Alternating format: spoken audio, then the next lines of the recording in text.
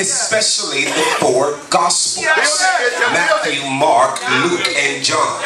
The four Gospels are the four synoptic Gospels, synoptic in nature that they write about the same thing, but they are not exactly the same writings. They are told from four different perspectives. Matthew writes to the Jews, he's Jewish, proclaiming the coming of God, connecting the Old Testament to the New Testament.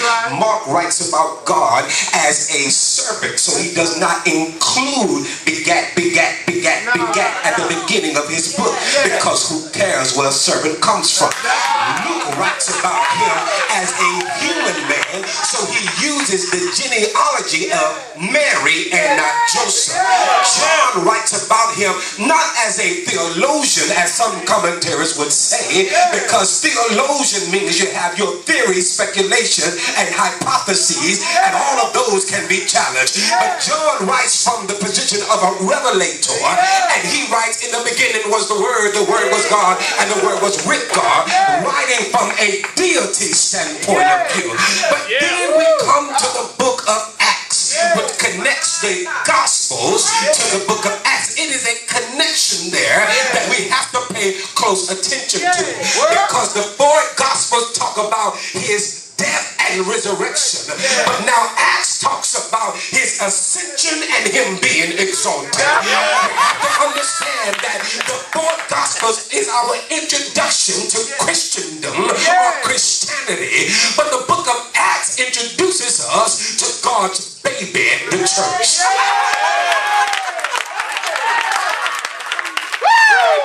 Understand that there is a difference going on here. There is a connection that we have to pay attention to going on here. The Bible gives record that the four Gospels talks about Jesus as a man, but Acts begin to talk about him as God. It is called the Acts of the Apostles, but should have been named the Acts of the Holy Spirit through the Apostles, because this is when the Holy Spirit takes place and he begins to act out the things of God. First chapter of Acts, Jesus says something so profound. He says, I want you to pause, and then he gives the entire layout of the book of Acts. He says, pause for power, because the book of Acts is a total demonstration of the power of God without Jesus Christ being here in the flesh. It's good for me to read about what Jesus did, but he makes me a promise in the book of Acts. He said, these things that I did, you shall do greater. I can't get no help right there. I wonder, and it's good, and I'm happy about Jesus laying hands on the blind and them being able to see. But if I can't ever open any blinded eyes, I find a problem in the God that I'm following, because he promised me that greater was he that is in me than he that is in the world. And if he's in me, then my hands ought to be his hands. If he's in me, my feet ought to be his feet. If he's in me, my voice ought to be his voice.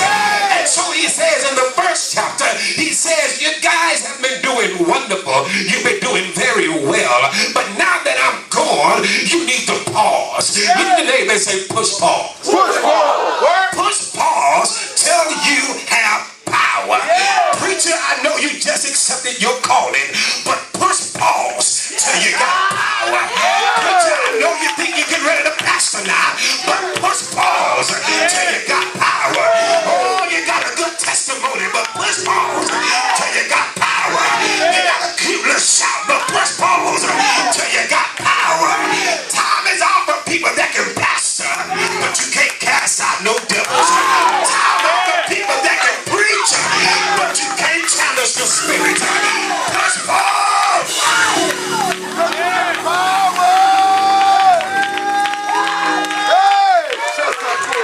Because we got preachers and pastors taking the pulpit, and their consecration is not power, but to be a technician of the text. I want you to know that along with being a technician of the text, you got to be able to shut the text down and tell the devil you ain't going to want Russia in here. You got to be able to shut the text down and tell the devil you got to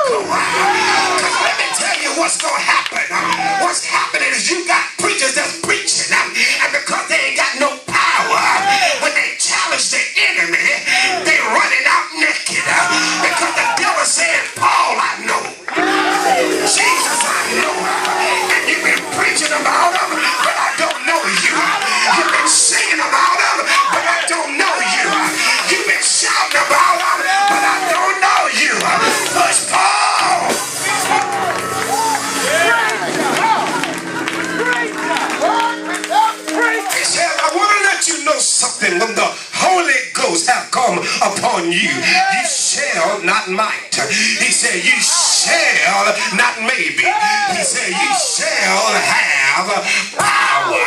This word power is the ability to get results. And I know you thought if I had a great praise team, that would grow my church. I know you thought if I had a good choir, that would grow my church. I know you thought if I can work the text, that would grow my church. But I have you to know that we're in a generation now. They can sing just as good as you. They can act just as good as you. And the only thing that's going to draw them is the fact that you can get results. The only thing that's going to draw them is when you say it come to pass. The only thing that's going to draw them is when you speak it, it happens. When you release it in the heavenlies, there's a manifestation on earth.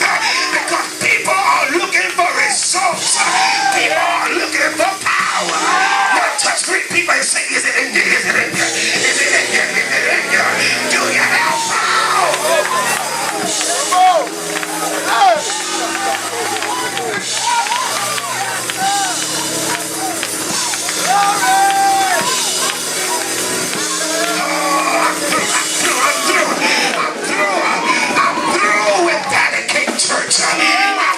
Church that look good and sound good, but I have to go home the same way I came. I'm through with church that look good and sound good, but hell is still in my house. I'm through with church that look good and sound good, but if you ask me what the preacher preach, I can't even tell you. I'm through with church that look good and sound good. They got the right suits, they wear the right shoes, they got the right hat.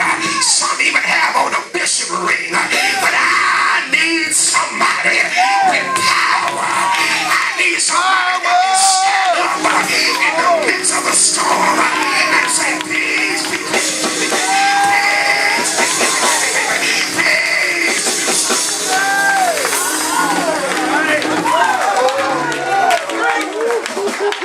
Your neighbor, tell your neighbor, I need some power. I know you wanted me to join the choir first, but I need some power. You wanted me to sit on the usher board, but I need some power. I know you want me to sing on the praise team. I know I got a beautiful voice, but that's just talent, baby. I need some power. I don't want to sing on this praise team. I want to be able to go in my home and just start singing, and the devil take off on me. I need some power.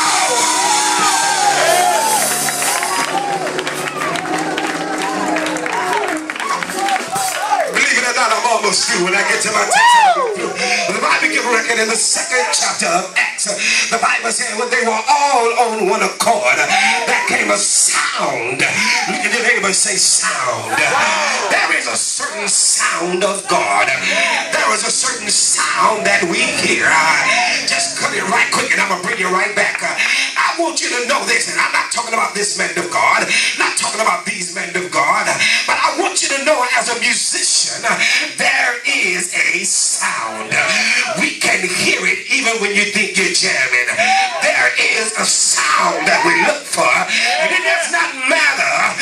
You can tell if a musician been listening to too much R&B. I can't get no right now, because although you're playing the same thing you played last week, there's a sound that's missing. A sound in the spirit that begin to shake the gates of hell.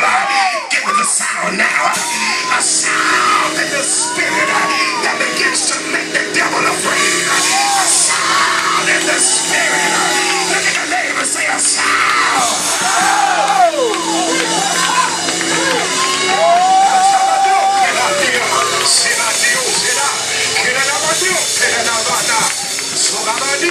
I'm looking for a sound. Now before you get angry with me, everybody that belongs to this man of God church, I didn't get your musician fired. All I'm saying is that you ought to live something, because you can't take people where you never been. How can you take me into your presence? How can you produce a sound when you don't know how the sound sounds? I need somebody that can take me there. I need somebody who is sensitive. I need somebody who